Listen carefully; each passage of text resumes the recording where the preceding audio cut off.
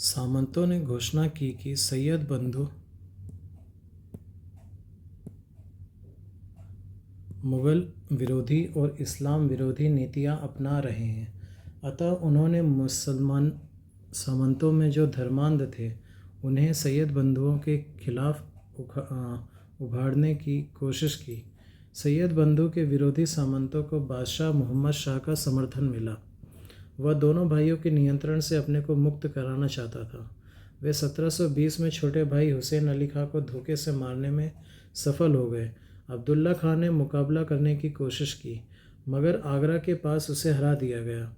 इस प्रकार मुग़ल साम्राज्य पर सैयद बंधुओं का आधिपत्य खत्म हो गया, जो भारतीय इतिहास में राजा बनाने वाले के नाम से जाने जाते हैं। मोहम्मद शाह लगभग 30 साल 1719 से 1748 लंबा शासन काल साम्राज्य को बचाने का आखिरी मौका था। शाही सत्ता में 1707 से 1720 के काल में जिस तरह के फेरबदल हुए थे, उस तरह के फेरबदल अब नहीं हुए।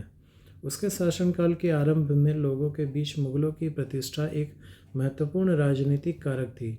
मुग़ल फ़ौज, खासकर मुग़ल तोपखाने की ताकत को नज़रअंदाज नहीं किया जा सकता था। उत्तरी भारत में प्रशासन की हालत बिगड़ती हुई थी, परंतु वह अभी नष्ट नहीं हुआ था। मराठा सरदार अभी तक दक्षिण भारत तक ही सीमित थे और राजपूत राज अब भी मुग़ल वंश के प्रति वफादार बने हुए थे। कोई भी ताकतवर और दूरदर्शी शासक अपने ऊपर आने वाले खतरे के प्रति जागरूक सामंत शाही के समर्थन से स्थिति को बिगड़ने से रोक सकता था। मगर मोहम्मद शाह ऐसा काल पुरुष नहीं था। वह दिमागी तौर पर कमज़ोर, ओछा और ऐयाश था। उसने कामकाज पर ध्यान नहीं दिया।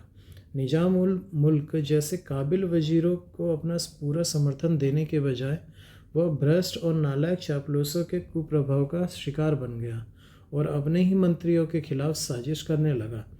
यहाँ तक कि वह अपने कृपापात्र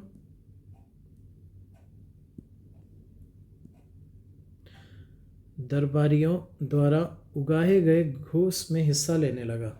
बादशाह के धुलमुलपन तथा शक्की मिजाज और दरबार में निरंतर झगड़ों से ऊबकर उस समय के सबसे शक्तिशाली सामंत निजाम उल मुल्क ने अपनी महत्वाकांक्षा को पूरा करने का फैसला किया।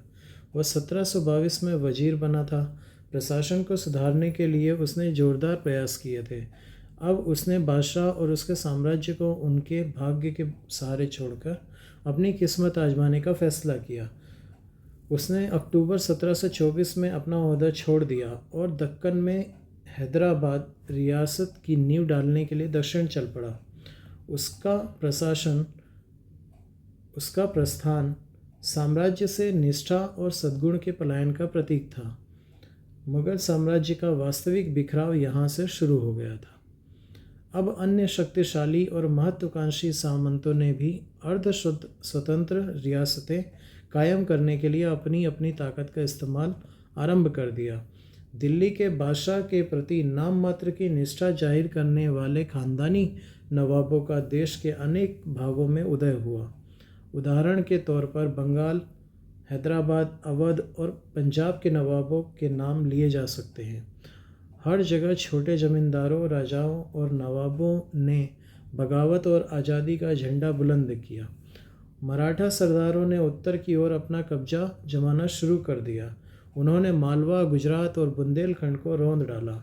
फिर 1738-39 में नादिर शाह उत्तरी भारत के मैदानों में आ धमका और उसके सामने साम्राज्य ने घुटने टेक दिए। नादिर शाह भारत के प्रति यहाँ के अपार धन के कारण आकर्षित हुआ। भारत अपने अपार वैभव के लिए सदा से प्रसिद्ध था।